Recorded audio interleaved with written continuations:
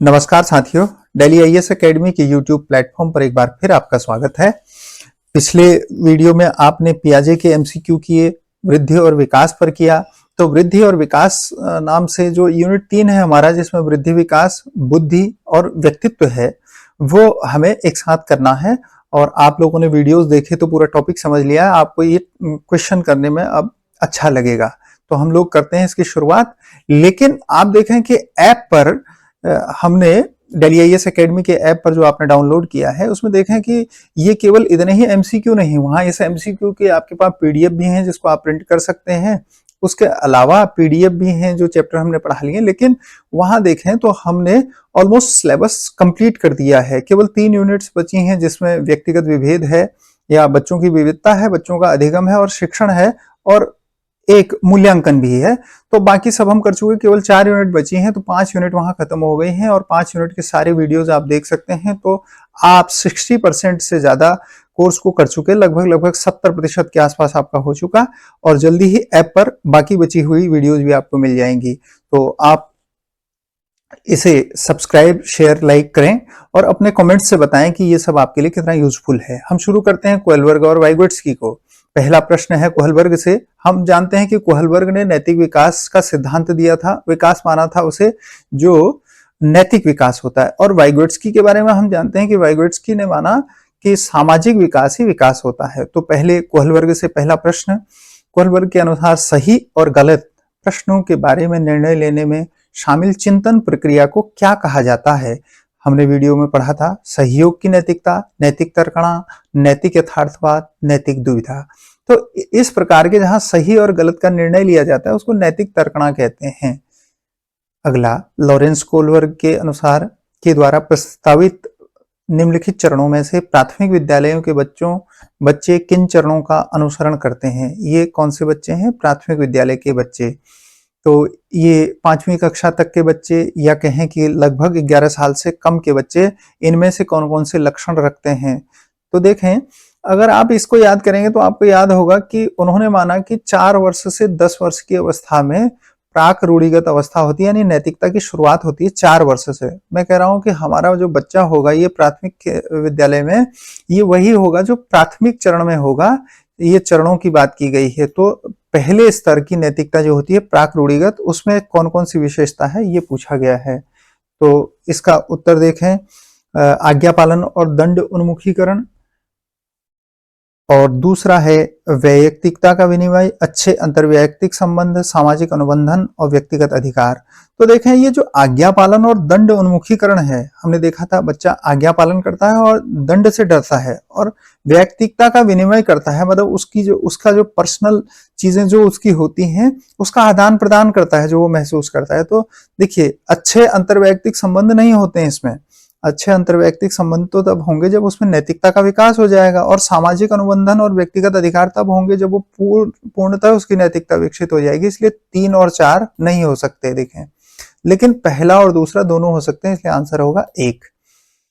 एक उदाहरण देखें, ये अप्लाइड क्वेश्चन सीटेट ने 2013 में पूछा।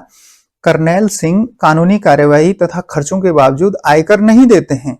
उन्हें पता है उस पर उनका खर्च होगा। वे सोचते हैं सज्जन एक भ्रष्ट सरकार को समर्थन नहीं दे सकते जो अनावश्यक बांधों के निर्माण पर लाखों रुपए खर्च करती है। वे संभवतः कोहलबर्ग के नैतिक विकास की किस अवस्था में हैं? तो देखें, उन्हें पता है कि उन पर कानूनी कार्रवाई हो जाएगी, लेकिन फिर भी वो सोचते हैं कि ये खाली बांध बनाने वाली सरकार और अनावश्यक काम करने वाली सरकार को वो नहीं देंगे। तो देखिए, परंपरागत अवस्था तो होती नहीं है जो 4 से 10 वर्ष की अवस्था में होती है, और एक है ये परंपरागत या रूढ़िगत कहते हैं इसे, कन्वेंशनल स्टेज। और ये पूर्व परंपरागत और परापरंपरागत। तो परापरंपरागत कोई शब्द नहीं है कोहलबर्ग के अनुसार, और पूर्व परंपरागत और परंपरागत ये दोनों देखें, ये ऐसी स्टेज है ये जो 4 से 10 में होती है, और ये होती है 10 से 13 अवस्था में। तो ये तो करनैल सिंह जो काम कर रहे हैं वो एक वयस्क व्यक्ति करता है। वयस्क नैतिकता पश्च परंपरागत या उत्तर रूढ़िगत कहलाती है, या इसको पोस्ट कन्वेंशनल कहते हैं। आगे, एक शिक्षिका अपनी कक्षा में कहती है सभी प्रकार के प्रदत्त कार्य, ये प्रदत्त कार्य मतलब असाइनमेंट का निर्माण इस प्रकार किया गया है कि प्रत्येक विद्यार्थी अधिक प्रभावशाली ढंग से सीख सके, अतः सभी विद्यार्थी बिना किसी अन्य की सहायता के, ये देखिए ये निर्देश है, बिना किसी अन्य की सहायता से अपना कार्य पूर्ण करें। वह कोहलवर्ग के किस नैतिक विकास के चरण की ओर संकेत दे रही है? तो देखें, पूर्व औपचारिक चरण, पर औपचारिक चरण और पर औपचारिक चरण 5 संविदा, यहाँ सामाजिक संविदा लिखा है, और पूर्व औपचारिक चरण जहां दंड परिवर्जन लिखा है। तो ये देखें, बच्चों को यहाँ देखें दंड से भय दिखाया गया है कि किसी को किसी की सहायता के बगैर काम पूरा करना है, तो ये कानून और व्यवस्था का भय कहलाता है। तो ये पर औपचारिक चरण 4 होता है। वीडियो में आपने देखा होगा, उसे एक बार और देख लें तो आपको ये सारी चीजें क्लियर हो जाएंगी। सीटेट 2015 में एक सवाल पूछा, लॉरेंस कोहलवर्ग के सिद्धांत में कौन सा स्तर नैतिकता की अनुपस्थिति को सही अर्थ में सूचित करता है? मतलब नैतिकता की अनुपस्थिति किस स्तर में होती है? तो देखें, स्तर 3, स्तर 4, स्तर 1 और स्तर 2। तो ये जो बच्चा होता है इसमें असल में अपनी नैतिकता नहीं होती है। तो हमने पढ़ा था, ये दूसरों की नैतिकता से को ही नैतिकता मानता है, जो जिस बात के लिए इसको तारीफ मिलती है, जिस बात से इसको भौतिक लाभ होता है, वो पहला चरण होता है। इसलिए इसमें नैतिक अनुपस्थिति पाई जाती है। और इससे पहले वाला चरण जब 4 वर्ष से कम की आयु होती है तो उसे कहते हैं हम नैतिकता से तटस्थ अवस्था। ठीक है, अगला देखिए, कोहलवर्ग के सिद्धांत की एक आलोचना क्या है? सीटेट 15 में पूछा गया कि इसकी क्या आलोचना की गई। देखें, कोहलवर्ग ने बिना किसी अनुभूति मूलक आधार के सिद्धांत प्रस्तुत किया। ऐसा नहीं है कि उसमें प्रैक्टिकल नहीं है, वो तो है। कोहलवर्ग ने नैतिक विकास की स्पष्ट अवस्थाओं का उल्लेख नहीं किया, ऐसा भी नहीं है, देखो उसने उल्लेख किया था। कोहलवर्ग ने प्रस्ताव दिया कि नैतिक तार्किकता विकासात्मक है। हाँ, ये हो सकता है। कोहलवर्ग ने पुरुषों एवं महिलाओं की नैतिक तार्किकता व सांस्कृतिक विभिन्नताओं को महत्व नहीं दिया, यही इसका उत्तर होगा। देखिए, उन्होंने इसको यही कहा, यही उनकी आलोचना है कि उन्होंने स्त्री पुरुषों की जो नैतिकता होती है उसमें और लोगों की संस्कृति के आधार पर लोगों की नैतिकता में अंतर होता है, ये नहीं माना। आगे एक बच्चा तर्क प्रस्तुत करता है, क्या आप यह मेरे लिए करें और मैं यह आपके लिए करूंगा। देखिए, कंडीशन है, एक के लिए एक करेगा तो दूसरा उसके लिए करेगा। यह बच्चा कोहलवर्ग की नैतिक तर्कणा की किस अवस्था के अंतर्गत आएगा? तो जहां कुछ करना होता है किसी को कुछ दे करके, तो उसे कहते हैं अच्छा लड़का अच्छी लड़की अभिमुखीकरण। हमने पढ़ा था सामाजिक अनुबंधन अभिमुखीकरण, सहायक उद्देश्य अभिमुखीकरण, दंड आज्ञापालन अभिमुखीकरण। तो ये है अच्छा लड़का अच्छी लड़की अभिमुखीकरण। ये चरण 4 में आता है, चरण 3 में आता है। और स्तर पहले स्तर की बात, दूसरे स्तर की बात हो रही है, दूसरा स्तर और चरण 3 कोहलवर्ग ने प्रस्तुत किए हैं। ये देखें, सीटेट 16 में शारीरिक विकास के चरण, संवेगात्मक विकास के, नैतिक विकास के और संज्ञानात्मक विकास के। तो नैतिक विकास के लिए हम इनको जानते हैं, नैतिक विकास के चरणों की व्याख्या की है। अगला, एक बच्चा तर्क प्रस्तुत करता है कि हिंज को, ये हिंज किसका नाम है, को दवाई की चोरी नहीं करनी चाहिए। कौन सी दवाई? वह दवाई जो उसकी पत्नी की जान बचाने के लिए जरूरी है, क्योंकि वह ऐसा करता है तो पकड़ा जाएगा और उसे जेल भेज दिया जाएगा, इसलिए नहीं करनी चाहिए। मतलब दंड के भय से नहीं करनी चाहिए कह रहा है। कोहलवर्ग के अनुसार वह बच्चा नैतिक समझ की किस अवस्था के अंतर्गत है? तो यंत्रीय उद्देश्य अभिविन्यास, सामाजिक क्रम नियंत्रण अभिविन्यास, दंड और आज्ञा पालन अभिविन्यास और सार्वभौम नैतिक सिद्धांत अभिविन्यास। तो ये देखिए, दंड और आज्ञा पालन की बात बार बार कर रहा है। तो जहां किसी दंड को दिखाया जाता है, दंड के दर से कोई नैतिकता विकसित होती है, उसे कहते हैं दंड एवं आज्ञा पालन। यानी कोई ऐसा करेगा तो उसे सजा मिलेगी, इस कारण जो नैतिकता पैदा होती है उसे कहते हैं दंड एवं आज्ञा पालन अभिविन्यास। अगला प्रश्न देखें, निम्नलिखित वर्णन को पढ़िए तथा कोहलवर्ग के नैतिक तर्क की अवस्था को पहचानिए। वर्णन क्या है? अंतःकरण के स्वचयनित नैतिक सिद्धांतों के द्वारा सही कार्य परिभाषित किया जाता है, जो कानून एवं सामाजिक समझौते पर ध्यान दिए बिना संपूर्ण मानवता के लिए वैध होता है। संपूर्ण मानवता के लिए जो वैध हो, उस नैतिकता को क्या कहते हैं, कह रहा है। तो देखें, यंत्रीय उद्देश्य अभिविन्यास, सामाजिक अनुबंधन अभिविन्यास, सामाजिक क्रम व्यवस्था अभिविन्यास और सार्वभौम नैतिक सिद्धांत। यही तो संपूर्ण मानवता का मतलब ही है, सार्वभौम नैतिकता। तो जो सबके लिए एक समान हो। आपने देखा हमने पिछली बार आपको ये भी कहा था कि इसी को प्राकृतिक न्याय या सार्वभौमिक नैतिकता कहते हैं, जो सारी मानवता पर लागू होती है। अगला प्रश्न देखें, 11वां, कोहलवर्ग के अनुसार शिक्षक बच्चों में नैतिक मूल्यों का विकास कर सकता है। कैसे कर सकता है नैतिक मूल्यों का विकास? व्यवहार के स्पष्ट नियम बनाकर, नैतिक मुद्दों पर आधारित चर्चाओं में उन्हें शामिल करके, कैसे व्यवहार किया जाना चाहिए इस पर कठोर निर्देश दे करके। देखिए ये इग्नोर कर रहे हैं। और धार्मिक शिक्षा दे करके। तो धार्मिक शिक्षा से नहीं कर सकते और कठोर निर्देश से नहीं कर सकते और स्पष्ट नियम बना करके भी नहीं कर सकते। इसलिए हम नैतिक विकास कर सकते हैं बच्चों में। कैसे? उनको चर्चाओं में शामिल करके। ये देखिए हमारी क्लास को बहुत लिबरल होना चाहिए, तो इसलिए हम नैतिक मुद्दों पर बच्चों से जब चर्चा करवाएंगे, उनको शामिल करेंगे, तो हम उनकी नैतिकता का विकास कर पाएंगे। अगला प्रश्न, निम्नलिखित में से कौन सा सिद्धांत नैतिक क्षमता और नैतिक प्रदर्शन के बीच के अंतर को स्पष्ट करता है? किसमें?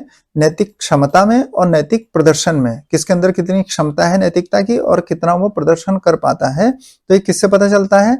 सामाजिक संज्ञानता, नैतिकता, मनोसामाजिक और इनमें से कोई नहीं। तो समाज में जैसा उसके नैतिक व्यवहार होता है, उससे पता लगता है कि उसमें कितनी क्षमता है और कितना वो प्रदर्शन करता है। आगे अगला प्रश्न है, किसने आलोचना की थी कि कोहलबर्ग सिद्धांत में नैतिक विकास में पारस्परिक संबंधों के महत्व की उपेक्षा की गई है? देखिए ये पारस्परिक संबंध जिसकी बात हम बार बार कह रहे हैं कि वाइगोट्स्की ने की थी। तो वाइगोट्स्की ने जो सामाजिक संबंध की बात कही ना, कोहलबर्ग और पियाजे दोनों ने उसको इनकार कर दिया। तो ये ऐसा बताया था कि इनकी आलोचना इस बात पर कैरल गिलिगन ने की थी। ठीक है, ये वहां इसका जिक्र नहीं आया है वीडियो में, तो इसको आप यहां से नोट कर लें अपने नोट्स में। कोहलबर्ग के सिद्धांत की आलोचना, फिर से देखें कोहलबर्ग के सिद्धांत की आलोचना आ गया। और ये प्रश्न देखें क्या आलोचना है उनकी। यह नैतिक विचारों पर अत्यधिक जोर देता है और नैतिक व्यवहार पर बहुत कम जोर देता है। और कोहलबर्ग की कहानियों की शुद्धता को अंकित करना बहुत मुश्किल है। अच्छा, इसमें पूरी तरह से संस्कृति या लिंग पर विचार नहीं किया गया है। और उपरोक्त सभी, ये देखें ये उपरोक्त सभी है इसमें। यानी ये देखिए नैतिक विचार पर तो बात करते हैं लेकिन नैतिक व्यवहार पर नहीं करते। और इनकी जो कहानियां हैं जैसे उन्होंने समझाया है, उनको अंकित करना बड़ा मुश्किल है। और संस्कृति और लिंग पर विचार नहीं किया, ये हमने ऊपर बता दिया आपको। तो ये चारों होंगे। ठीक है, उत्तर हो गया 4। आगे, सामाजिक तर्क सामाजिक आम सहमति के विचारों पर केंद्रित है। नैतिक तर्क ... पर जोर देता है। देखिए सामाजिक तर्क जो होते हैं वो सामाजिक सहमति पर होते हैं और नैतिक जो तर्क होते हैं वो, अब यहाँ बड़े कठिन है ये ऑप्शन देखें, समाज, नैतिक मुद्दे, नैतिकता और सामाजिक संज्ञानता। तो नैतिक मुद्दे और नैतिकता ये दो आपको कंफ्यूज कर रहे हैं। तो नैतिक मुद्दे से भी ज्यादा इंपॉर्टेंट होता है नैतिकता पर केंद्रित होते हैं नैतिक तर्क। जिन चीजों को हम सही समझते होंगे उनको समझेंगे, चाहे उस पर कितनी भी डिबेट कर ली जाए। जिनको गलत समझते होंगे इसलिए वो हम गलत ही समझते चले जाएंगे। इसलिए हमारे यहाँ कहते हैं ना कि दृष्टि नहीं दृष्टिकोण बदलिए। तो दृष्टिकोण मतलब नैतिकता के नियम, हम अपने नैतिकता के नियमों को पहचानें। अगला 16वां, नैतिक विकास को समझने के लिए एक महत्वपूर्ण समावेशन है। ये किसने कहा? नैतिक विकास जो है उसे समझने के लिए समावेशन महत्वपूर्ण है। तो ये कोहलबर्ग ने कहा था। स्वायत्त नैतिकता और बाह्य विधान के अधीन नैतिकता के बीच अंतर क्या है? देखिए ये है स्वायत्त नैतिकता मतलब व्यक्ति की निजी नैतिकता, और एक होता है बाह्य नियम यानी नियमों के डर से जो नैतिकता होती है, और एक होती है प्राकृतिक या नेचुरल नैतिकता या व्यक्ति की व्यक्तिगत नैतिकता। तो देखें वो क्या है, वो है स्वायत्त नैतिकता विचारक नैतिक व्यवहार द्वारा लाए गए प्रतिफल पर ध्यान केंद्रित करते हैं। स्वायत्त नैतिक विचारक एक विशिष्ट नैतिक व्यवहार द्वारा महसूस करने के तरीके पर ध्यान केंद्रित करते हैं। और अगला है स्वायत्त नैतिक विचारक नियम तोड़ने वाले के इरादों पर ध्यान केंद्रित करते हैं। हाँ ये तो होता है।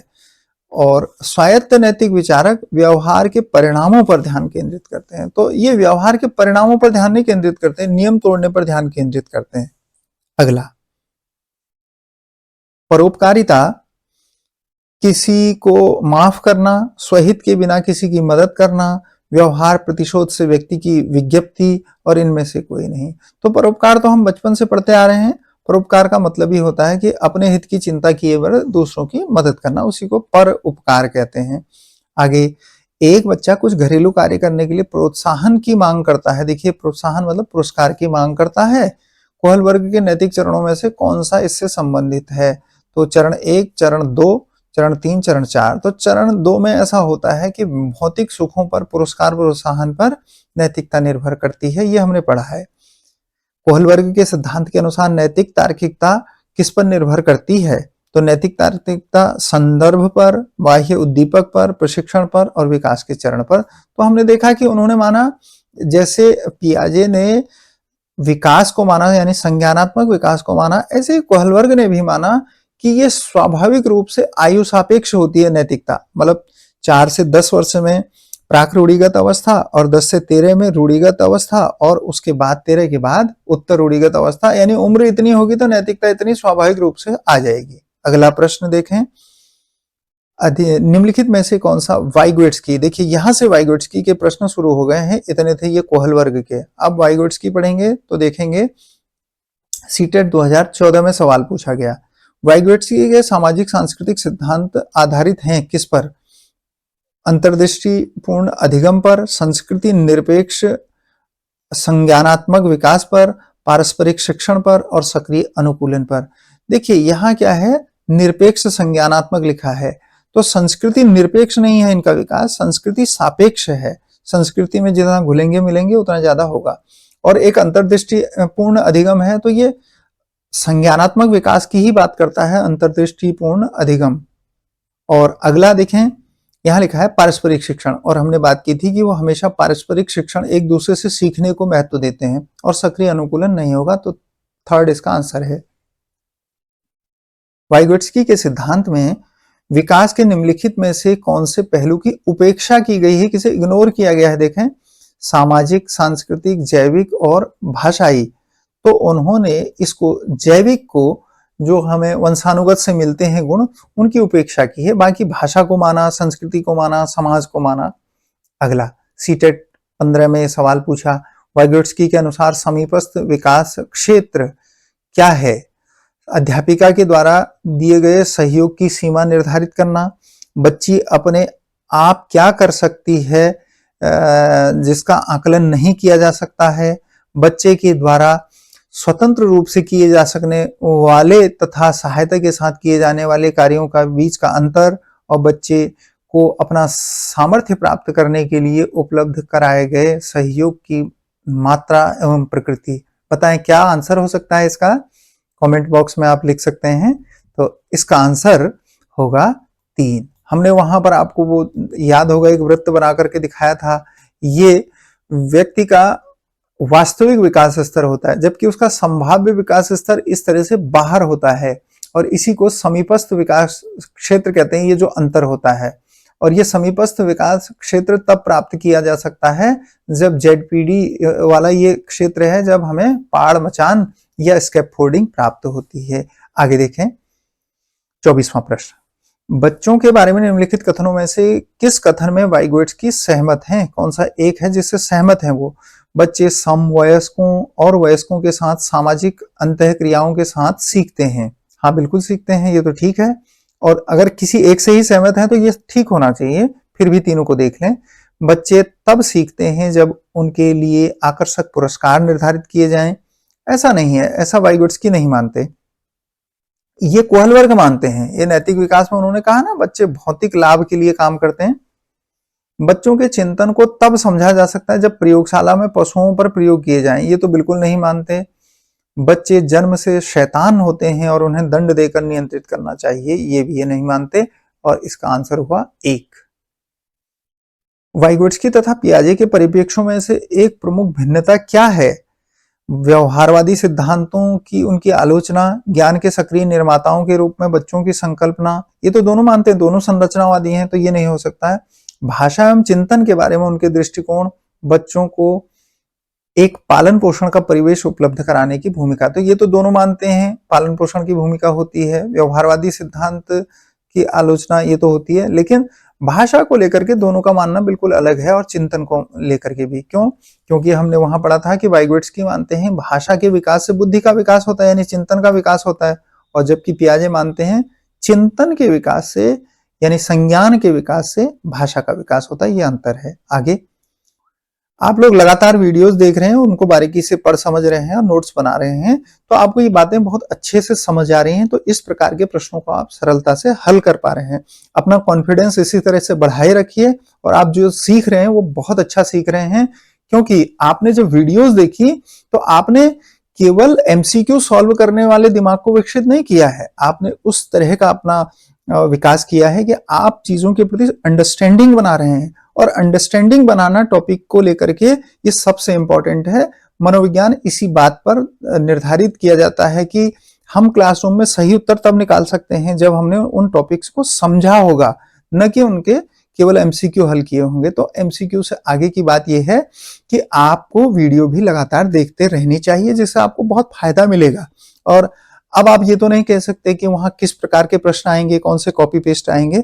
तो अगर ये तय नहीं है कि कॉपी पेस्ट प्रश्न आएंगे, तो इसलिए हमको वीडियो से कंसेप्ट को क्लियर करना पड़ेगा, तो हम बहुत अच्छे से समझ पाएंगे। वाइगोट्स्की देखें, वाइगोट्स्की के अनुसार बच्चे स्वयं से क्यों बोलते हैं। देखिए, इसी को उन्होंने प्राइवेट स्पीच कहा था।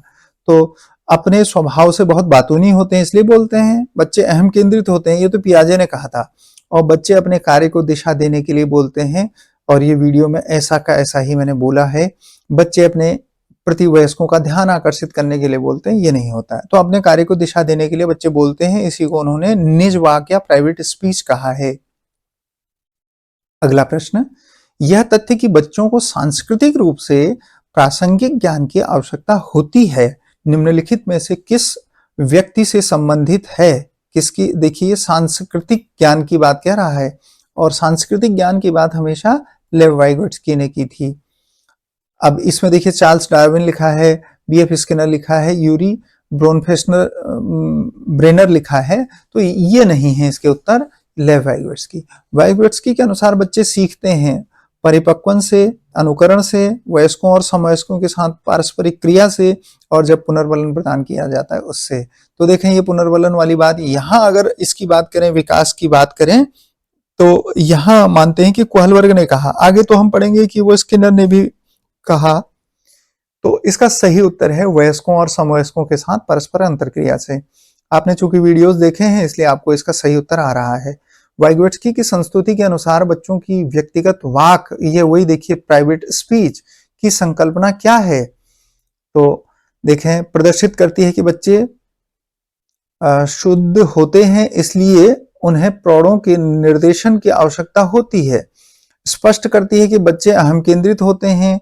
प्रदर्शित करती है कि बच्चे अपने आप से प्यार करते हैं। स्पष्ट करती है कि बच्चे अपने कार्यों को निर्देशन के लिए भाषा का उपयोग करते हैं। देखें, ये फिर से आ गया, तो ये कई बार पूछा हुआ है, इसलिए अब आप ये देखें कि ये टॉपिक बड़े छोटे हैं, लेकिन इनसे छोटी छोटी संकल्पनाएं हैं वो हमें समझनी पड़ती हैं। आगे देखें अगला प्रश्न, वाइगोट्स्की के अनुसार सीखने को पृथक नहीं किया जा सकता है किससे, यानी सीखना किससे अलग नहीं किया जा सकता, अवबोधन और अवधारणात्मक प्रक्रियाओं से। ये पियाजे का कंसेप्ट है। उसके सामाजिक संदर्भ से, बिल्कुल सही बात है, सीखने को सामाजिक संदर्भ से अलग नहीं कर सकते। जो जिस सामाजिक संदर्भ में रहता है वह वैसी चीजें सीखता है। अच्छा, पुनर्बलन, ये कोहलबर्ग की बात हो गई, और व्यवहार में मापने योग्य परिवर्तन ये नहीं है। आगे, वाइगोट्स्की बच्चों को सीखने में निम्नलिखित में से किस एक कारक को सबसे ज्यादा महत्व देते हैं, महत्वपूर्ण भूमिका पर बल देते हैं। तो सामाजिक कारक को उन्होंने महत्व दिया है, आनुवांशिक को नहीं, नैतिक को नहीं, और शारीरिक को नहीं। आगे, वाइगोट्स्की के सिद्धांत का निहितार्थ क्या है। प्रारंभिक व्याख्या के बाद कठिन सवालों को हल करने में बच्चे की सहायता न करना। देखिए, ये गलत हो गया।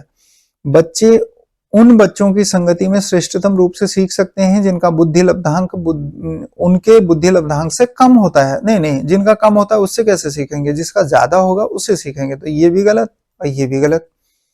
और अगला, सहयोगात्मक समस्या समाधान से, बिल्कुल सही बात है। हमेशा वाइगोट्स्की कहते हैं हम एक दूसरे से सीख सकते हैं। प्रत्येक विद्यार्थी को व्यक्तिगत रूप से दत्त कार्य देने से, ये असाइनमेंट देने की बात कर रहा है, तो ये भी गलत है। अगला प्रश्न, एक शिक्षिका अपने शिक्षार्थियों की इस रूप में मदद करना चाहती है कि वे एक स्थिति की अनेक दृष्टिकोणों से सराहना कर सकें। वह विभिन्न समूहों में एक स्थिति पर विवाद करने के अनेक अवसर उपलब्ध कराती है। मतलब वो डिबेट करवाती हैं अपनी क्लास में, ताकि बच्चे ना एक समस्या का बहुत तरह का समाधान निकालने की बात बता सकें। तो वाइगोट्स्की के परिप्रेक्ष्य के अनुसार उनके शिक्षार्थी विभिन्न दृष्टिकोणों को डॉट डॉट करेंगे और अपने तरीके से उस स्थिति के अनेक परिप्रेक्ष्य विकसित करेंगे। तो देखिए वो परिस्थितियां क्यों पैदा की जाती हैं, ताकि बच्चे उन चीजों को आत्मसात कर सकें। ऑप्शन देखें, तर्कसंगत, आत्मसात करना, निर्माण करना और संक्रियात्मकता का विकास करना। तो देखिए विभिन्न दृष्टिकोणों को आत्मसात करना। आगे मौखिक संवाद जो बच्चे अपने आप से करते हैं, देखिए वही मौखिक संवाद मतलब प्राइवेट स्पीच, उन्हें लेव वाइगोट्स्की क्या कहते हैं? तो अहम केंद्रित वार्ता, ये पियाजे ने कहा। व्यक्तिगत वार्ता, यही कहा वाइगोट्स्की ने। भ्रांत वार्ता और समस्यात्मक वार्ता नहीं है। आप बहुत अच्छा समझ रहे हैं, इसी तरह से आप वीडियोस देखते रहें, उनको बारीकी से समझें। लेव वाइगोट्स्की के अनुसार अधिगम क्या है? उनके अनुसार अधिगम एक सामाजिक गतिविधि है, एक व्यक्तिगत गतिविधि है, निष्क्रिय गतिविधि है और अनुबंधित गतिविधि है। तो आप जानते हैं अधिगम एक सामाजिक गतिविधि है वाइगोट्स्की के अनुसार। एक उचित प्रश्न सुझाव के द्वारा बच्ची की समझ को उस बिंदु तक बहुत आगे ले जाया जा सकता है जिस तक वह अकेले पहुंच सकती है, मतलब अकेले पहुंच सकती है जहां तक, वहां तक वो कैसे जाएगी? एक कोई ऐसा सुझाव, कोई ऐसा प्रश्न। तो निम्नलिखित में से कौन सी संरचना उपरोक्त कथन को प्रकाशित करती है?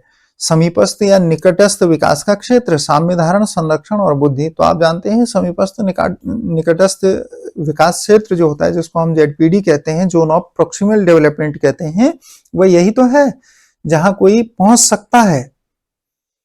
लेव वाइगोट्स्की के अनुसार आधारभूत मानसिक क्षमताओं को मुख्य रूप से किसके द्वारा उच्चतर संज्ञानात्मक प्रक्रियाओं में बदला जा सकता है? तो कौन सी चीज है जिससे हम मनुष्य को सबसे ऊंचा विकास दे सकते हैं? पुरस्कार एवं दंड? कतई नहीं। सामाजिक पारस्परिक क्रिया? ये तो हो सकता है। उद्दीपन, अनुक्रिया संबंध, अनुकूलन एवं संगठन? तो ये देखें, बार बार यही सवाल पूछा है। अगला, निकटस्थ विकास का क्षेत्र जेडपीडी क्या होता है पूछा है। तो देखें, ऐसी व्यवहार श्रृंखला जिसमें बच्चा अपने साथियों के साथ सामाजिक अन्योन्य क्रिया करता है, अपने स्वयं के चेतन विचारों और भावनाओं का समूह जिनका बच्चों के आत्मविश्लेषण किया है, ऐसे कार्यों की श्रेणी जिन्हें पूर्ण करने के लिए बच्चा सीखने की प्रक्रिया में है। हाँ, ये तो हो सकता है, ऐसे कार्यों की श्रेणी तो ये होती है जिन्हें बच्चे सीखना चाहते हैं। ये देखिए निकटस्थ विकास का क्षेत्र लिखा है।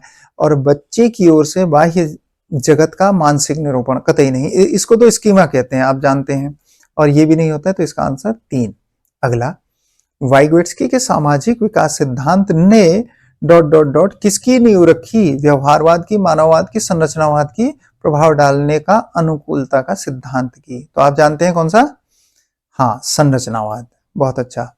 वाइगोट्स्की के निकटस्थ विकास के क्षेत्र, वही जेडपीडी की बात हो रही है, का उदाहरण कौन सा होगा इनमें से? तो एक शिक्षक उपहृत विद्यार्थी को बताता है कि अच्छे नोट्स कैसे बनाए जाएं ताकि वह और बेहतर कर सके। अच्छा, अपने अधिक उपहृत मित्रों की सहायता से कम सक्षम बच्चों को विकसित करना। ऐसा गृह कार्य दिया जाता है जो विद्यार्थी अपने आप नहीं कर सकता परंतु शिक्षक की सहायता से कर सकता है। उपरोक्त में से कोई नहीं। तो हम जानते हैं ऐसा काम कोई भी जो हम स्वयं से तो नहीं कर सकते पर दूसरा थोड़ी भी सहायता करे तो हम उसे कर लेते हैं। ये था लेव वाइगोट्स्की के संकल्पनाओं से संबंधित महत्वपूर्ण प्रश्नों की एक सीरीज और कोहलबर्ग के। हमने कोहलबर्ग और वाइगोट्स्की को यहाँ पढ़ लिया है तो आपको ये बहुत अच्छे से समझ आया। इसके लिए आप प्रोत्साहन के पात्र हैं, आप सीख रहे हैं और आपको शुभकामनाएं हैं अग्रिम की आपका रिजल्ट अच्छा आएगा। और हम आपको मिलते हैं अगले एमसीक्यू और अगले वीडियो के साथ। लेकिन अगर आप अपनी तैयारी में स्लो हैं और ये सोच रहे हैं कि एग्जाम लेट हो जाएगा इसलिए बाद में कभी हम करेंगे, तो अब बाद में करने का समय नहीं है। इसलिए आपका सिलेबस ऐप पर सारा लोड कर दिया गया है। कुछ ही टॉपिक बचे हैं जिनको बहुत जल्दी लोड कर दिया जाएगा, वहां एमसीक्यू भी हैं और वीडियोस को आपसे बहुत सारा प्रोत्साहन मिल रहा है। आप लाइक शेयर सब्सक्राइब कर रहे हैं, अगर नहीं किया है तो लाइक शेयर सब्सक्राइब कर लें और कमेंट्स से जरूर बताएं कि आपको ये कैसा लगा। Thank you so much.